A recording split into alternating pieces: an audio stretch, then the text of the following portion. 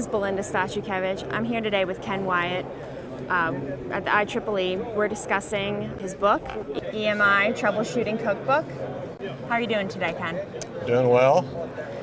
Thanks for joining us. My pleasure. Wanted to ask you a few questions. What's your favorite thing about your job? After spending my career with Hewlett-Packard and Agilent Technologies as an EMC engineer, one of the biggest kicks that I get is being able to help smaller companies now as a consultant in EMC, and so that's what I really enjoy is teaching engineers how to do this EMC thing. Yep. Is that where your book comes in?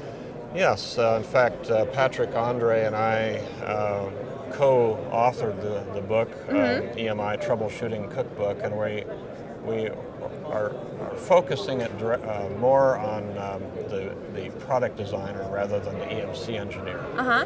And that makes it pretty unique because while we do cover some of the theory and some of the measurement methods early on in the book, each chapter from there on is a test that you can either pass or fail. So like the first chapter would be radiated emissions, and so we go through simple checklists that you can go through at the test lab, and also if nothing works, take it back to your facility.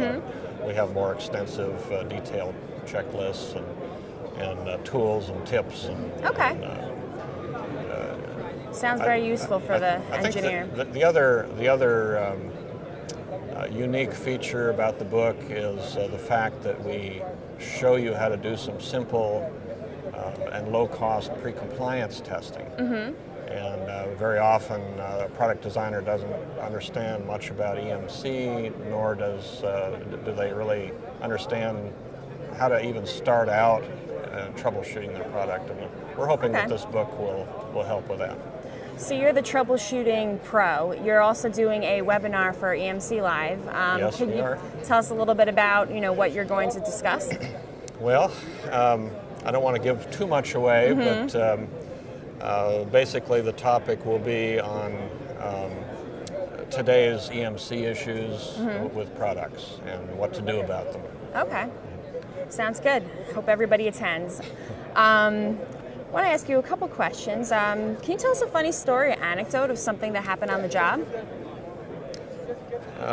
Yes. I was just starting out as an EMC engineer for Hewlett-Packard, and I was out on their open test site in the winter in Colorado, and of course it snows a lot there, and the product we were testing had two large fans in the back that were sucking air through, and of course it was outdoors at an outdoor range, and I was measuring radiated emissions, and it was snowing, and when I was done with the testing, I brought it back into our little shack and opened the top cover, and it was completely full of snow. Oh my God.